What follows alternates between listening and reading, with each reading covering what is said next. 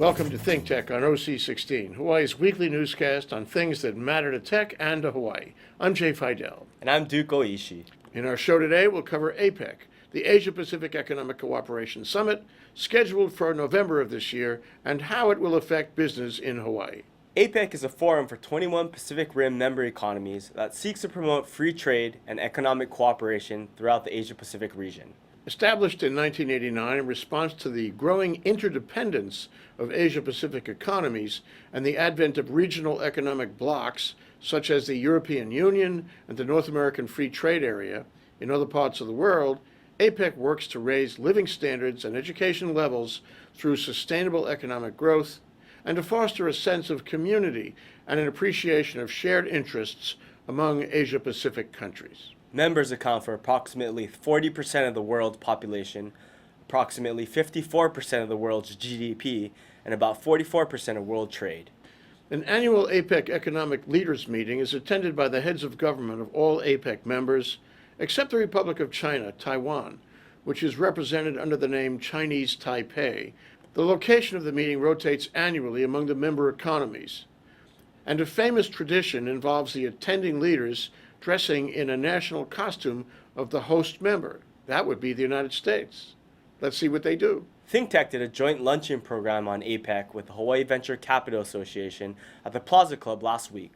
It was an important program, and our show today will report on what happened there. The program itself featured a panel of 5 blue ribbon speakers: Lieutenant Governor Brian Schatz, Ambassador Lori Moriarty, Dean of the Asia Pacific Center for Security Studies, Jim Tollefsen, CEO of the Chamber of Commerce, Dick Baker of the East-West Center, and Darren Kimora, CEO of Sopogy.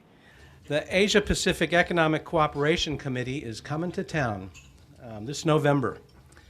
And what an important event this is. Many chiefs of state, many ministers and their staffs will be here. And this group, which has 21 member representative countries, represents about half of global production in the world and half of all world trade.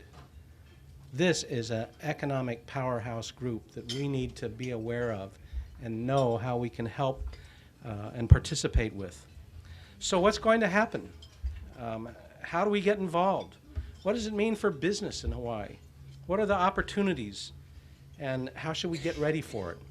So to tell us what's going on and really give us the inside idea, we've assembled a panel of experts, some of whom are on the planning committee for APEC itself, one from the East-West Center and one from the business community. So together, I think we should get a good picture of what's likely to happen at this year's special event. First, we heard from Lieutenant Governor Brian Schatz. So the question for us is, what are we going to get out of it? And from the state administration's perspective, we want to use this moment in time to reinforce 2 things. First of all, we would be remiss if we did not reinforce the strength and viability and the gold standard of our hospitality industry. And I know that's not necessarily the primary interest of the folks in this room, but it needs to be said. That is an important aspect of our economy, and we will continue to work with the Hawaii Tourism Authority to make that play. There's another part of hospitality where we've been extraordinarily challenged, and that is in the visitors and convention market. And it's as a practical matter, partly because it's very difficult for American business and government decision makers to justify to either taxpayers or shareholders a trip to Hawaii for any reason. And it is funny, it always causes a chuckle, but it's a very serious issue with respect to our brand as a business destination. It's not a small issue. The good news is that there could be no more serious business and economic meeting in the state of Hawaii than APEC. But secondly, and this is a presidential priority, we think APEC is a wonderful opportunity to talk about what Hawaii is doing in the area of clean energy. We actually have to describe to very serious people why we're different, why we are a good place to invest in clean energy and in green jobs. And there are a couple of things that we get to say that are really true. Now, first of all, it's not a small thing, especially with Asian economies, that it's a presidential priority. A lot of Asian decision makers in business and government are interested specifically in what kinds of public policy, what kinds of subsidies, what kind of government level support there's going to be for a particular economic development initiative. And this certainly has the support at the highest levels of the American government. The White House has told our host committee to be focusing in these areas. That's not a small thing. Secondly, you have our Secretary of Energy, Stephen Chu, identifying Hawaii as a perfect test bed for the implementation of renewable energy projects. And why is that? Well, of course, we do have abundant renewable energy resources already identified by the US DOE. But second of all, we're the right size. And what I mean by that is we're small enough to, on an economic level, feasibly test technologies, but we're big enough so that if these technologies are successfully tested, that it's a credible pilot. If I would leave you with one thought, it's that APEC has to be a moment in time that gives us the opportunity to reorient our focus to China, to South Korea, to the Philippines, to build those relationships at the government level, to build those relationships at the private sector, business-to-business level, to do it diplomatically. And of course, in Asia, as in Hawaii, personal relationships matter too. So to build those relationships, but do not expect that suddenly our entire economy becomes reoriented in mid-November. It is going to be a process. And the exciting thing about talking to you as a group is that I think there's some private sector infrastructure here, and there's some motivation here to understand that this is not a moment in time where you land $6 billion from a Chinese investor. Hopefully it's that too. But more importantly, it is about everyone in this room thinking about how do we take advantage of APEC to build a sustained relationship with the emerging Asian economies. Then we heard from Ambassador Lauren Moriarty, Dean of the Asia Pacific Center for Security Studies. So the 5 good news areas I'd highlight is that the discussions that will take place at the leaders' meetings and in the meetings that take place on the margins of those meetings will deal with issues that are important to people in this room. Secondly, APEC does work all year long that helps business. It's an organization, not just a meeting. Third, APEC week in November will be a meeting place not just for government officials, but also for business leaders, CEOs, and media people. So that means for you opportunities for connections and for media exposure.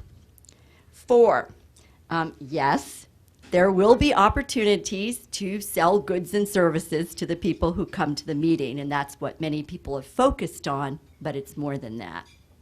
And 5th, Hawaii is using APEC to get ourselves ready to go global. So let's take a closer look then at APEC, the Asia Pacific Economic Cooperation Forum, in that context. The 21 members of APEC are a diverse lot. They include both developed and in developing economies, and they range in size from China to Singapore.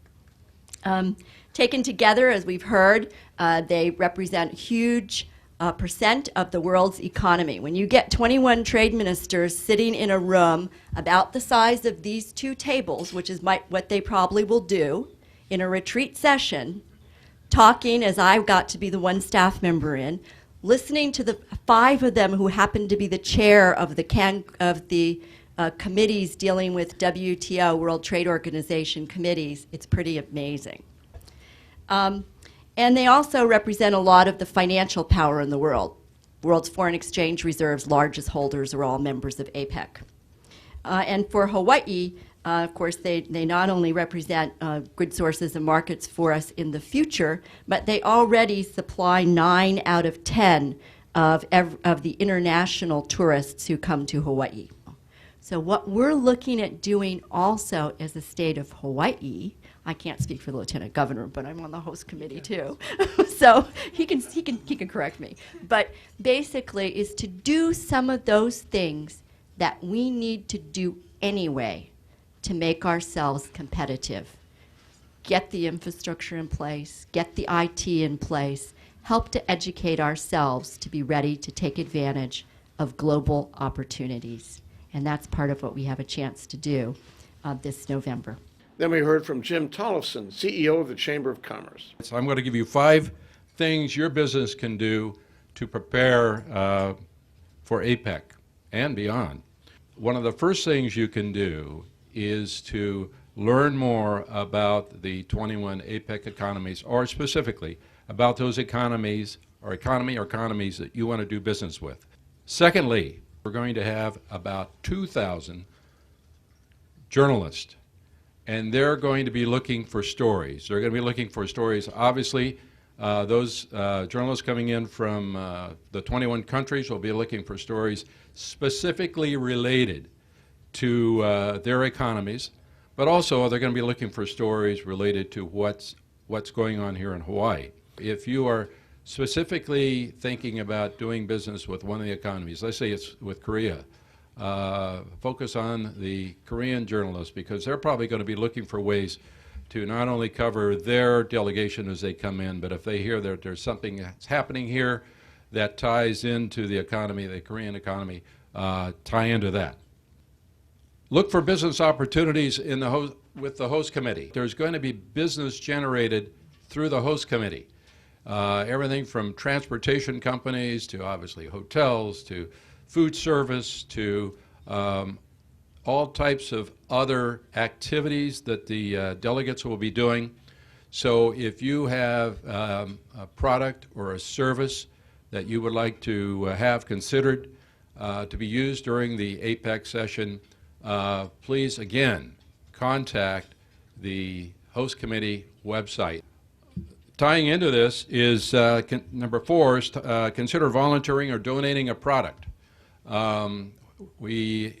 Some information came out a few weeks ago relative to the possible desire of having various type of products available for the delegates.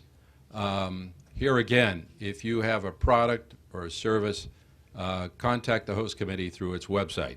And the fifth item is to, again, contact the host committee website and get on our mailing list, because things are really starting to form up and develop pretty rapidly. Then we heard from Dick Baker of the East-West Center. I am here rather in my capacity as a member of a small group of us who are trying to establish, or in the process of establishing, a Hawaii-Indonesia Chamber of Commerce, and who have been working since October on an initiative relating to the APEC meeting. My colleagues are in the process of handing out to you a flyer on this subject, on this initiative, which one can consider launched as of today. Now, you've heard a lot about APEC, the importance of APEC, what it does as an organization, etc. But I would think that for a small or medium enterprise in the technical and innovative area, one might still have the question in one's mind, what does it mean to me, and how do I take advantage of it? My answers to those questions are in about 5 words. It's a huge opportunity, but taking advantage of it is the challenge. And it is a serious and difficult challenge, particularly for small companies not already engaged deeply in Asian markets.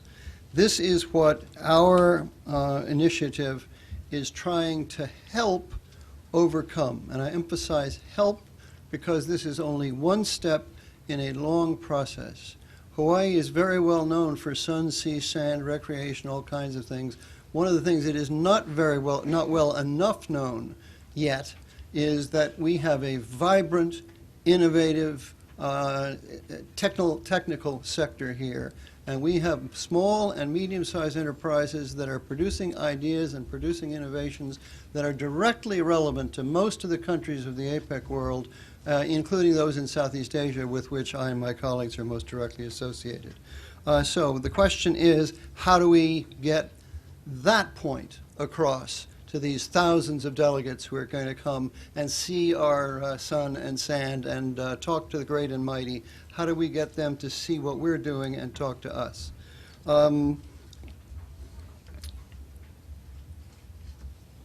We have no perfect answer to that question because, frankly, there is none. There are too many people here at too high a level who are accustomed to talking to each other or to God, whichever comes first, and who don't have too much time to talk to, frankly, the little guys like us. Also, much of the time that they're talking, they will be behind heavy security barriers. The officials will be almost unreachable physically or any other way, and the businessmen will be in locations that have access only through admission cards, which can only be arranged ahead of time. So how do you get to them? Well, we are offering in what we call Innovation Hawaii, we are offering an opportunity for something between 9 and 12 Hawaii technical and entrepreneurial sector SMEs to have a chance to show their stuff, literally, and talk to representatives of companies, economies of the other APEC countries. Finally, we heard from Darren Kimora, CEO of Sopogy. I bring the entrepreneur's perspective. So I really have kind of three thematic areas. The first is business tourism, the second is media, and the third is exposition. This is the thesis that I have going forward as to what can be initiated through APEC is a climate for business tourism, a climate where we institute an MOU and invite and create Hawaii or set Hawaii up to be a location for businesses, for Chinese tourists to come into Hawaii with unique visa rights and privileges, get into the state, but maybe not travel beyond the state. So as a result, they come into Hawaii, they stay in Hawaii. Now, on the other side of that, the business transaction would be the U.S. And European businesses who want to have access to that market. Well, where would they go? That would be Hawaii. So they would come here with their goods, with their services, looking for strategic partnerships to tie up with businesses here to leverage going back there, back out towards Asia. And that, I think, is a substantial market that exists. We have had initial conversations with Department of the State on this concept, but need a lot more momentum on it. So business tourism with some of these growth economies could provide a tremendous opportunity. My biggest fear here, knowing that we've got over 2,000 journalists that are coming into Hawaii, is that they're looking for stories. And if we don't give them good stories, well, they're going to go talk to the homeless guy down the street, or they're going to go talk to the guy who's upset about the sewer lines or the water mains constantly breaking here.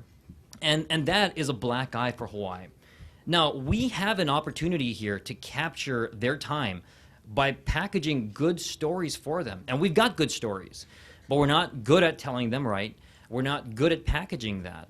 So perhaps by capturing some of the efficiencies we have here, HVCA, Hawaii Science and Tech Council, Chamber of Commerce, others, bringing us together, creating a clearinghouse for our stories to be told, having those organizations be able to package it up logically so that we can bring it to the world, bring it to a media circuit during the period of time when APEC is going on, during that week or even before or shortly thereafter. So first of all, I think there's a tremendous opportunity there. I think it's going to take a collaborative effort there because we have such short time to make it all happen. But I think it's absolutely critical we do that. Now, exposition. You know, the Japanese, the Japanese recently hosted the APEC conference. That was just a few months ago. And in that, they did have an exposition. It was a big one. And they spent a tremendous amount of capital to do that. The Japanese companies there presented their technologies and, you know, brought their technologies to the world. In parallel to APEC, there is an initiative going on called SEEIT, Science, Engineering, Exposition, Innovative Technologies, SEEIT. And this initiative was the brainchild of Galen Ho, who came over from BAE Systems, and he convened a group of directors, which included people like myself, but also people like Hank Rogers, the University of Hawaii at Manoa's College of Engineering, and a pretty extensive list, which became the founding members of this initiative. The idea of this was to create a permanent standing exposition to showcase Hawaii's technologies in general. The potential opportunity is to connect the two together. So by bringing this central location to showcase Hawaii's technologies, and also doing it at a period of time when we have the world here, that could be really interesting. In kind of summary here, I wanted to mention a couple things that we're doing that may benefit you. So one is the media buys that you may want to have during the time when APEC is going on. You have to make those now. Those buys are filling up now, and people don't generally project that far off. This is November, but you have to make those buys today. If you have collateral that needs to be put together, that stuff needs to be coming together right now. Because again, going to print, getting it out there is going to be significantly challenging. Websites, your company's website specifically designed to reach out to target markets in the language of those target markets, I think absolutely critical. We've already created 3 different versions of our own website. Things like lunch and learns in the hotels where you can talk about your technology, your project, your idea. I think those are things that could be of opportunity for your company. It is for us. And also things like gifts at the hotel for media as they check in. So when they're checking in, they're getting their hotel keys and sunscreen from Sopogy, or whatever the opportunity might be. So as a result, they know of you, they keep you in mind, and when they have the time, they reach out. Everyone left feeling a little more knowledgeable about APEC and its possibilities for business in Hawaii. Next year, APEC will be conducted in Russia, and the year after, it will be held in Indonesia. Certainly, APEC is an important economic forum in this part of the world, one that will continue to evolve in the coming years. APEC considers itself the premier forum for facilitating economic growth, cooperation, trade, and investment in the Asia-Pacific region. But others question its actual accomplishments, and that is a challenge for APEC this November. If you want to know more about APEC, check out apec.org. If you want to see the full-length video we made at the program, check out thinktechhawaii.com. Duke, something like 160 people showed up last Thursday on the APEC program that we put on. It was quite something to see how many people were interested. And it must signify something, that business is really interested in finding out about APEC and participating in business activities and trying to find ways to make a buck around APEC. But the other thing, I think, is that this represents maybe an awakening on the part of Hawaii business, namely that we have to think globally. We have to go beyond just Bishop Street and just beyond the counties of our state, that we have to think what we can do to connect with Asia. That's really important, sort of a delayed promise of the bridge to Asia. A very thoughtful summary, I believe. Brian Schatz spoke of it. I was very impressed with his remarks. He's a very thoughtful speaker, and that was one of the points that he made.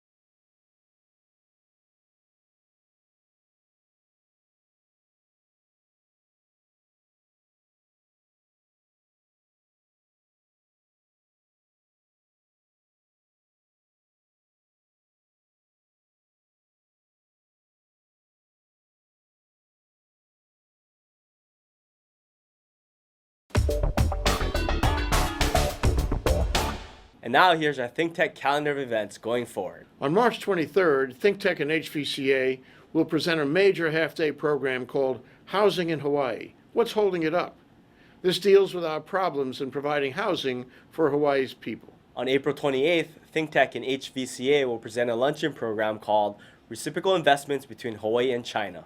And now, here's Bill Spencer, president of the Hawaii Venture Capital Association, with this week's Spensation. This has been a big week, all about APEC, so what have you got for your Spensation? Well, let's talk more about it. I think that the key things are really 2 points, 2 takeaways for me. One is, I think the administration gets it that we really have to look globally to expand our economy. The event really showed that the lieutenant governor has been thinking seriously about this, but I think the other major takeaway is no one's going to help the tech sector do this. It's up to us. We have got to be on our toes. We've got to follow all the leads. We have to realize that APEC is a lot of pomp and circumstance involving some very important people. But there's going to be a second tier there. And we have to start now, reach out to that second tier, and try and get the ball rolling, because we can't wait till it's upon us. Absolutely right. I think that's really right on. If you know you can't reach the first tier, I think we can be fairly confident we can't, then we look for the tier we can reach, and we move into that space. That's right, and I think there will be opportunity in that regard, but it's going to take a lot of work to make it happen. It was clear that there's not much exhibit space, so the opportunity for companies to get in front of the attendees is limited. But this is a huge economic group. I mean, we're talking half of the world's international trade is accounted for by these 21 member countries. Half of the global economy is accounted for by these 21 countries.